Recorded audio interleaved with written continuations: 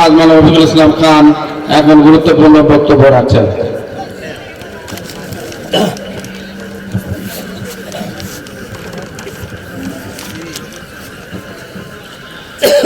আলহামদুলিল্লাহ রাব্বিল আলামিন, আসসালাতু ওয়াসসালামু আলা রাসূলিহিল কারীম ওয়া আলা আলিহি ওয়া সাহবিহি আজমাইন।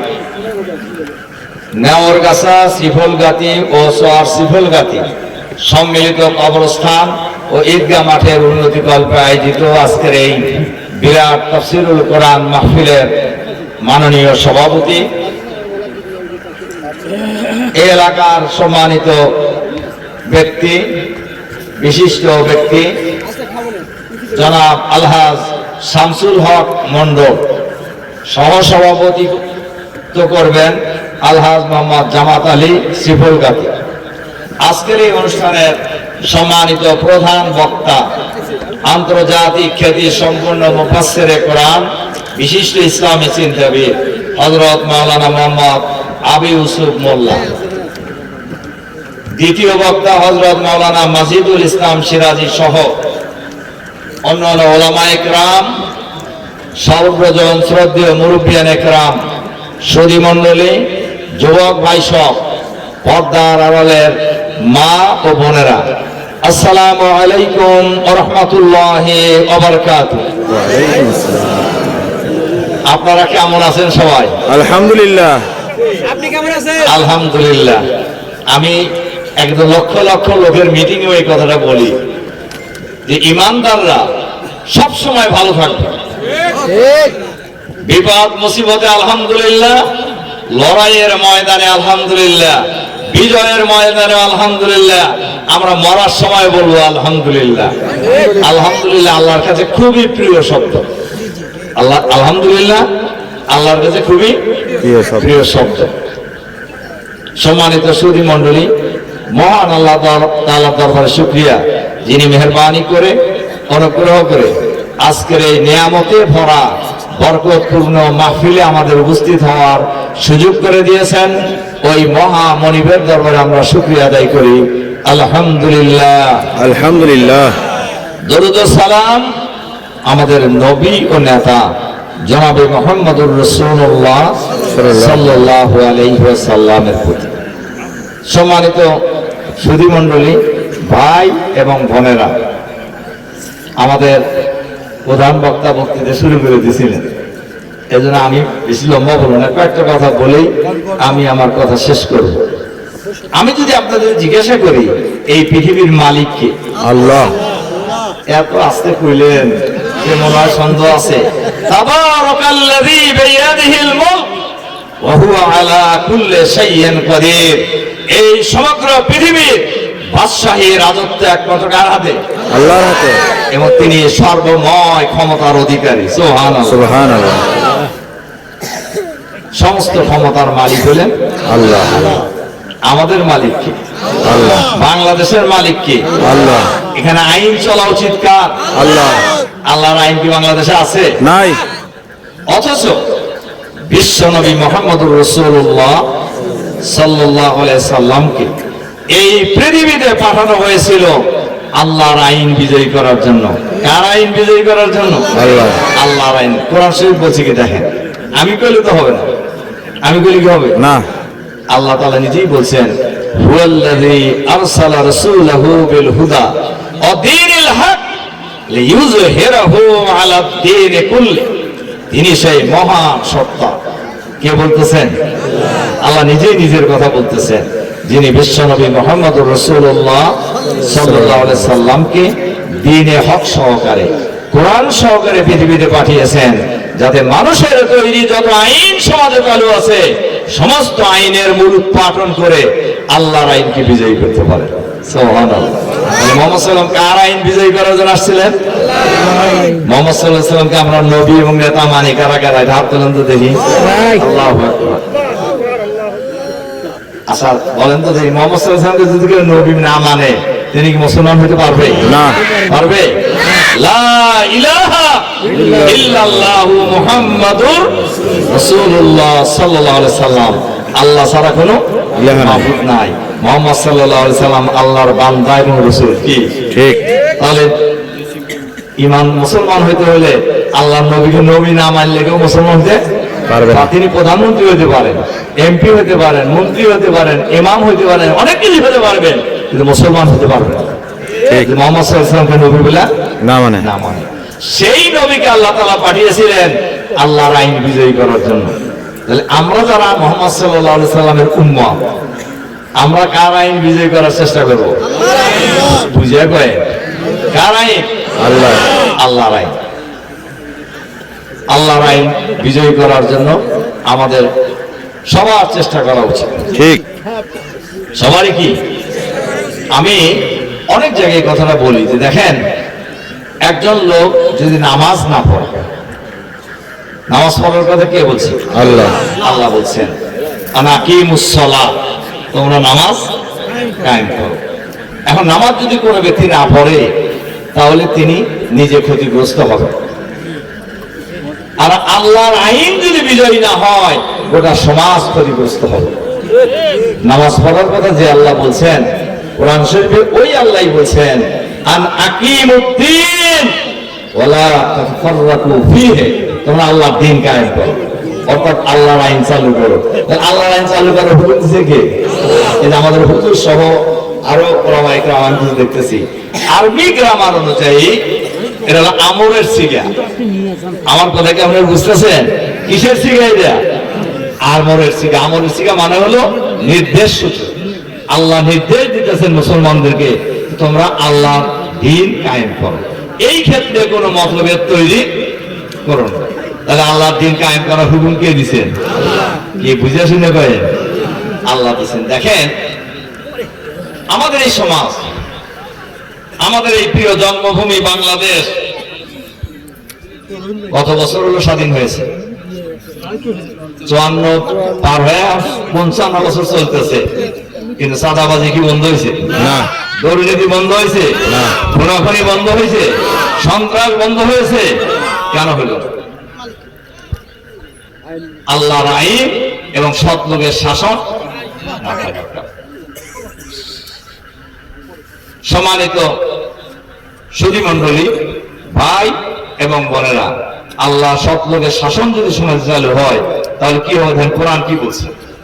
ওয়ালাউ আন্না হালাল কুরা আমানু ওয়াত্তাকাউ লা ফাতাহনা আলাইহিম বারাকাতিম মিনাস সামাই ওয়াল আরদ। কোন দেশের মানুষ যদি ইমানদার হয়ে যায় আর সৎ লোক হয়, আল্লাহ ভীরু হয়, আল্লাহ বলছেন আমি তাদের জন্য আসমান এবং জমিনের বরকতের ভান্ডার খুলে দেব।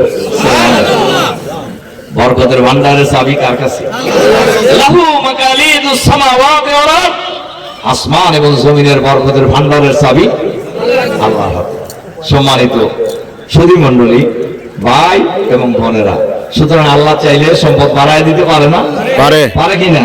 পারে। কমায় দিতে পারে কিনা? পারে। এটা কার হাতে? আল্লাহর হাতে। আওয়ালাম ইয়ালামু আন্নাল্লাহা ইয়াবসুতুর রিজকা লিমান ইয়াশা ওয়া ইয়াকদির। লোকেরা কি জানে না সম্পদ বাড়ানোর মালিকও আমি, কমানোর মালিকও আমি। বাড়ানো কমানোর মালিক কি? আল্লাহ। সম্মানিত সুধী মণ্ডলী, ভাই এবং বোনেরা, সুতরাং আমাদের এই বাংলাদেশ আল্লাহর আইন চালু হোক, সৎ লোকের শাসন চালু হোক, চাঁদাবাজি বন্ধ হোক, দুর্নীতি বন্ধ হোক। দেখেন, এই গত সরকারের আমলে বাংলাদেশে ঋণ আনা হয়েছে বিদেশ থেকে 96,000 কোটি মার্কিন ডলার। কত হাজার কোটি? 96,000 কোটি বাংলাদেশি টাকা না, মার্কিন ডলার। মানে 1 টাকা সমান 122 টাকা। আমার কথা কি বুঝতেছেন? আর বিদেশে পাচার হয়েছে 98,000 কোটি মার্কিন ডলার। কত, বেশি না কম?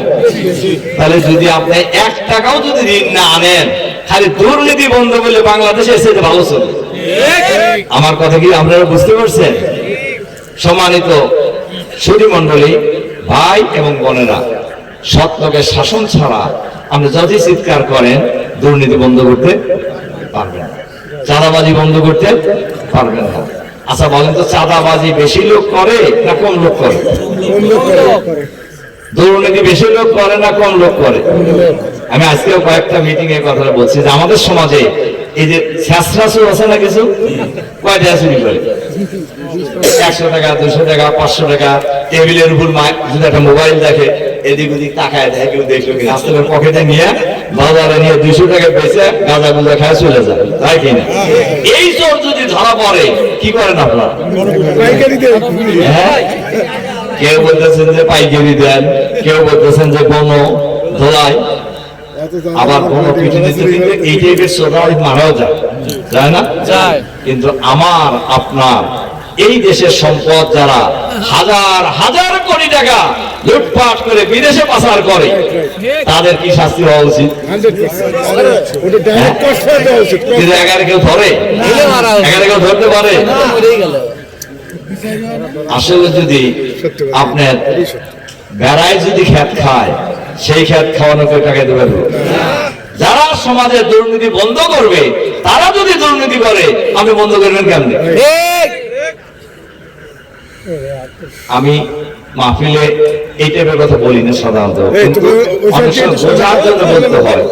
এই উল্লেখনায় আমাকে একজন কর্মকর্তা বলতেছিলেন 1 কোটি টাকার একটা কাজ স্যাংশন হয়েছে, 50 লাখ টাকা ওই অফিসের এক কর্মকর্তা বস্তা মাথায় করে একজনের বাড়ি দিয়েছে, আর থাকে কত? আর 50।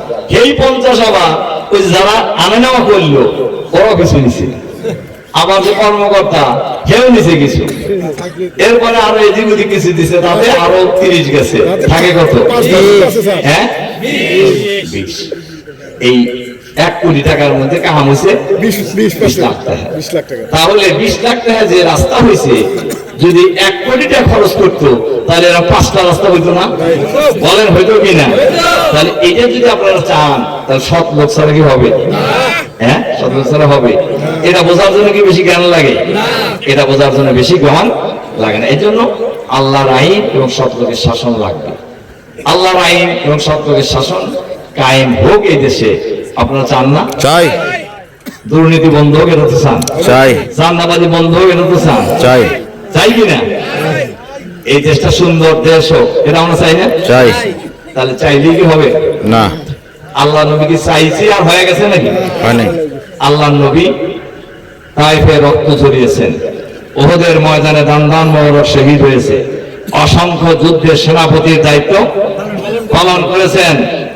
আল্লাহ নবীর প্রিয় চাচা বীর শ্রেষ্ঠ সাইয়্যিদুশ শুহাদা হযরত হামজা রাদিয়াল্লাহু তাআলা আনহু সহ অসংখ্য প্রসিদ্ধ সাহাবীরা আল্লাহ দ্বীনকে বিজয় করার জন্য জীবন দিয়েছেন। দিয়েছেন কিনা? এটাকে আমি বানায় পেতেছি। সম্মানিত সুধী মণ্ডলী, ভাই এবং বন্ধুগণ, দেন আল্লাহ কি বলছেন এবার? হাল আদুল্লুকুম আলা তিজারাতিন তুনজিকুম মিন আযাবিন আলীম। আমি কি তোমাদেরকে এমন একটা কাজের কথা বলবো না যে কাজ করলে জাহান্নামের ভয়াবহ আযাব থেকে রক্ষা পাওয়া যায়? জাহান্নাম থেকে রক্ষা পেতে চাই কারা? আমরা চাই না? আমরা জাহান্নাম থেকে রক্ষা পেয়ে আমরা জান্নাতে যেতে চাই কি? ঠিক আছে কিনা? এর উপায় কি দেখেন আল্লাহ কিভাবে চমৎকার কথা বলছেন। তুমিনুনা বিল্লাহি ওয়া রাসূলিহি, আল্লাহ এবং রাসূলের প্রতি ঈমান আনতে হবে। অতুজাহিদুনা ফি সাবিলিল্লাহি বিআমওয়ালিকুম ওয়া আনফুসিকুম, নিজের জান মাল দিয়ে আল্লাহর আইন চালু করার চেষ্টা করতে হবে, লড়াই করতে হবে। কে বলছেন? আল্লাহ। এরাও ফরজ। এটা ফরজ না নফল? লাভ কি হবে? ইয়াগফির লাকুম যুনুবাকুম, আল্লাহ তাআলা সব গুনাহ মাফ করে দিবেন। সুবহানাল্লাহ। প্রধানমন্ত্রী হইলে গুনাহ খাতা মাফ করা হবে, কথা কোনো সুযোগ আছে নাকি? এমপি হইলে গুনাহ খাতা মাফ করা হবে, কথা কোনো সুযোগ আছে? ইমাম হইলে গুনাহ খাতা মাফ করা হবে, কথা কোনো সুযোগ আছে? কিন্তু আল্লাহর আইন চালু করার জন্য সংগ্রাম করলে গুনাহ খাতা মাফ করা হবে, এই কথা কোনো সুযোগ আছে? শুধু তাই নয়, ওয়া ইউদখিলুকুম জান্নাতিন তাজরি মিন তাহতিহাল আনহার, এমন জান্নাতে প্রবেশ করানো হবে যে জান্নাতের নিচ দিয়ে ঝর্ণা দ্বারা প্রবাহিত, নহর প্রবাহিত হবে। এরকম জান্নাত আমরা চাই না? চাই কিনা? ওয়ামাসাকিনা তাইয়্যিবাতান ফি জান্নাতি আদ, এমন জান্নাত চিরস্থায়ী জান্নাত, ওখান থেকে আর কেউ বের হবে না। সুবহানাল্লাহ। যালিকাল ফাওজুল আযীম, একজন মানুষের জন্য এটা হলো সবচেয়ে বড় সফলতা, সবচেয়ে বড় সফলতা। একজন মানুষ দুনিয়ায় যাই হোক না কেন, তিনি যদি জান্নাতে যেতে পারেন তাহলে সফল, আর তিনি যদি জাহান্নামে যান তাহলে তিনি ব্যর্থ। তিনি কি দেখেন, মানুষের দুনিয়ার জীবন কি আসল? হ্যাঁ, মানুষের যখন মৃত্যু যে হবে এবার কোনো সন্দেহ আছে? মৃত্যু হলে কি শেষ? লা ইয়াস্তাতিউনা তাওসিয়াতা ওয়ালা ইলা আহলিহিম ইয়ারজাউন। আল্লাহ তাআলা বলছেন মালাকুল মউত যখন এসে যাবে তখন সে ওসিয়ত করার সময় পাবে না এবং পরিবারের কাছে ফিরে যাওয়ারও সুযোগ পায় না। তারপরে তাহলে কি শেষ? ইন্নামা তুওয়াফাউনা উজুরাকুম ইয়াউমাল কিয়ামাহ। কিয়ামতের দিন মানুষ দুনিয়ার জীবনের ভালো মন্দ হিসাব নিকাশ সব বুঝায় দেওয়া হবে। পারবে কিনা? পারবে? কিরামান কাতিবিনা ইয়ালামুনা মা তাফআলুন। মানুষ কি করছে ভালো মন্দ সব লেখা হইতেছে। সুবহানাল্লাহ। আল্লাহ পারবে নাকি লিখতে? পারবে?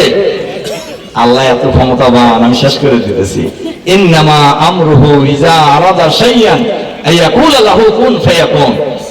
যখনই তিনি কোনো কিছু করার ইচ্ছা পোষণ করেন শুধু বলে হও, সঙ্গে সঙ্গে হয়ে যায়। সুবহানাল্লাহ। এত ক্ষমতা যে আল্লাহ, তিনি পারবেন না? যে ফামান যুহজিহা আনিন নার ওয়া উদখিলাল জান্নাহ ফাকাদ ফাজা। যে ব্যক্তি জাহান্নামের ভয়াবহ আযাব থেকে রক্ষা পেয়ে জান্নাতে যেতে পারবে তিনি হলেন সফল। তিনি হলেন, আমরা ওই সফলতা চাই, চাই কিনা? চাই। সম্মানিত সুধী মণ্ডলী, ভাই এবং বোনেরা, ইসলামী রাষ্ট্র যদি বাংলাদেশে চালু হয়ে যায় খালি কি পুরুষের লাভ? মা বোনদের লাভ আছে না? ইসলাম, আল্লাহ নবী বলছেন মহিলারা হলেন মায়ের জাতি। কিসের জাতি? মায়ের জাতির মর্যাদা সবার উপরে। আল্লাহ নবী বলছেন ইসলামী রাষ্ট্র যদি হয়ে যায় সানা থেকে হাজরা মউত পর্যন্ত একজন সুন্দরী রমণী একাকী চলবে, আর সতীত্ব হরণ করার কোন দুর্বৃত্ত এই সমাজে খুঁজে পাওয়া যাবে না। আর আমরা বলি আমাদের প্রিয় জন্মভূমি এই বাংলাদেশে যদি ইসলামী রাষ্ট্র হয়ে যায়, টেকনাফ থেকে তেঁতুলিয়া, রূপসা থেকে পাথুরিয়া 56,000 বর্গ মাইলের এই বাংলাদেশে আমাদের মা বোনেরা নির্বিঘ্নে চলবে। তাদের সতীত্ব হরণ করা তো দূরের কথা, তাদের দিকে কুদৃষ্টিতে তাকানোর কোন দুর্বৃত্ত খুঁজে পাওয়া যাবে না। এরকম একটা রাষ্ট্র হোক আপনারা চান না? আমরা সবাই চাই। খালি চাইলে হবে? এজন্য আমাদের সবাইকে চেষ্টা করতে হবে। আমরা দল মত বুঝি না, আমরা বুঝি ইসলাম। আমরা বুঝি কি? আমরা বুঝি ইসলামী রাষ্ট্র। আমরা বুঝি আল্লাহর আইন এবং সত্যকের শাসন। এইটা ছাড়া জাতির মুক্তি আসার কোন সম্ভাবনা নাই। আগে তো আসে নাই। আগে কি আসে নাই? তাহলে সেই আদর্শ দিয়ে আবার আসবে এখন তার কি মনে করার কারণ আছে? এবং মনে করার যে কারণ নাই তা কিছু বোঝা যেতেছে না। এটা তো আপনারা বোঝেন, প্রভাবের লোক, আমরা বোঝেন না এগুলো। সম্মানিত সুধী মণ্ডলী, ভাই এবং বোনেরা, জন্য আমি আপনাদের কাছে বিনয়ের সাথে অনুরোধ করতে চাই, আল্লাহ তাআলা আমাদের যতদিন জীবিত রাখেন ইসলামের পথে,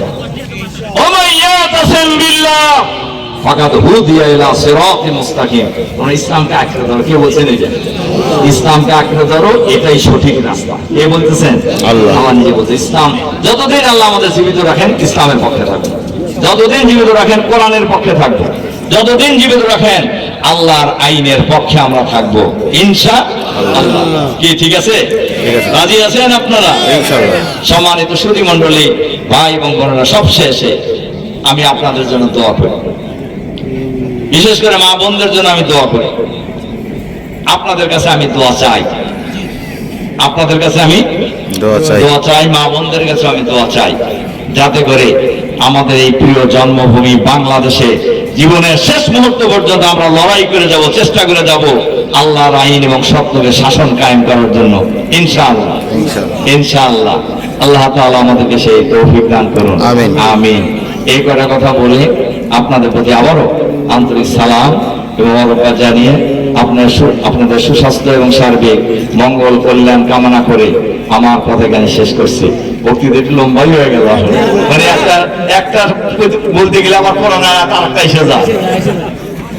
তারপরও খুব সংযত হওয়ার চেষ্টা করছি যাতে বেশি না বলি। আল্লাহ তাআলা আমাদেরকে তৌফিক দান করুন, আমিন।